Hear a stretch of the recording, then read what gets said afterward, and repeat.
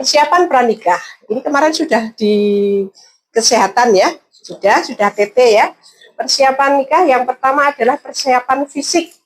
Ya, persiapan fisik harapannya jangan harus sehat. Pemeriksaan laboratnya normal ya.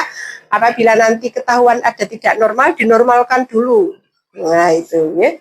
Kemudian ada persiapan gizi ya. Persiapan gizi calon pengantin terutama perempuan ya, karena besok kita akan hamil. Nah itu gizi. Kemudian yang ketiga status imunisasi TT sudah kemarin ya, punya kartu biru ya, itu dipegang terus 1 kali. Kemarin itu lama perlindungan terhadap penyakit tetanus belum bisa melindungi, harus sekali. Jadi TT atau tetanus toksoid itu untuk mencegah penyakit tetanus. Ya, sekitar 20-30 tahun yang lalu angka kematian bayi karena tetanus itu tinggi, banyak sekali. Terus pemerintah menerjunkan suatu kebijakan untuk calon pengantin diberikan imunisasi TT untuk mencegah penyakit tetanus pada bayi yang akan dilahirkan. Alhamdulillah sekarang saya selama ini di sini sudah lebih dari 25 tahun tidak menemukan penyakit tetanus. Berarti insya Allah bisa terkendali ya.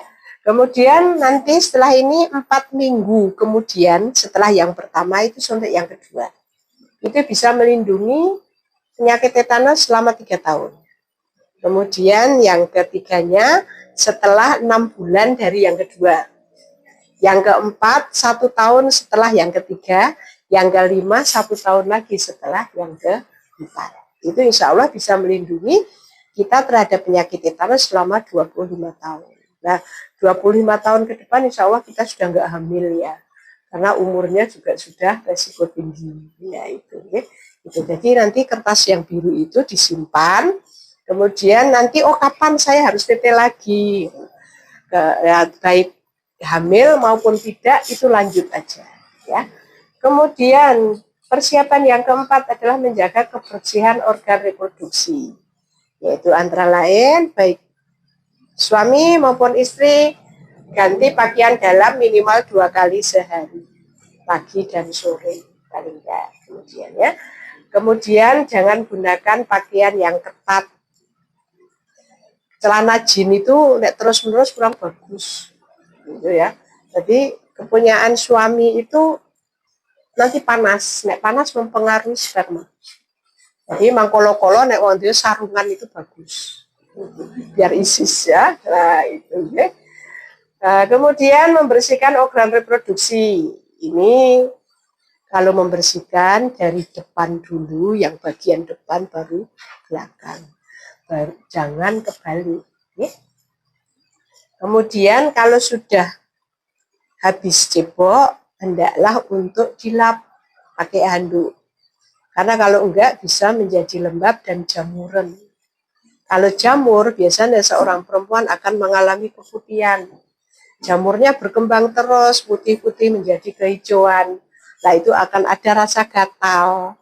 Kalau itu kelamaan kita hamil anaknya lahir biasanya ini loboan terus. Itu antara lain karena ibunya sering keputihan yang agak mengarah ke infeksi. Oke? Jadi harus dipakai handuk atau tisu. Kemudian untuk khusus perempuan tidak boleh sering menggunakan pembalut tipis ya, nggak usah ya, jarang aja. Kemudian menggunakan cairan pembilas yang sekarang sedang tren itu nggak usah. Cukup kalau perawatannya, kalau menjelang bubuk, menjelang tidur itu cebok pakai air hangat. Dan insya Allah sudah cukup. Kemudian menggunakan pembalut ketika menstruasi, ganti setiap 4 jam. Kemudian apabila terjadi keputihan dan berbau dan berwarna, tidak lagi putih, itu segera untuk periksa. Dan bagi laki-laki dianjurkan untuk sunat sudah ya, kalau di sini sudah tradisi ya. Kemudian di dalam sebuah keluarga itu sering ada tindakan kekerasan yang mengganggu kesehatan. Nah ini perlu diketahui. beberapa waktu yang lalu Bu Ivi di rumah, di klinik ibu itu ada pasien KDRT. Nopo kok wajahi kaya ngono dicakar oleh bu sing lanang, nopo ribut. Sini, kadang sini lebam. Sini sampai berkali-kali. Ya ada bertahan terus, Pong. Akhirnya sampai yang terakhir itu sampai ke kantor polisi. Lapor kantor polisi, yang lakinya akhirnya dipanggil mediasi. Nah itu. Ternyata setelah itu baru dia kapok. Sekarang udah punya anak lagi. Nah itu, ya. Itu seorang perempuan itu fisiknya lemah. Ya. Nek dipukul karo wong lanang ya kalah. Itu dulu sampai sininya sampai seperti itu. Akhirnya yang bisa mediasi adalah dari itu Komnas Hak Asasi Manusia khusus perempuan sama kepolisian itu sampai situ. Ya, sampai situ ya. Ya. Jangan sampai situ dan jangan sampai ada KDRT. Bilang aja yang baik-baik.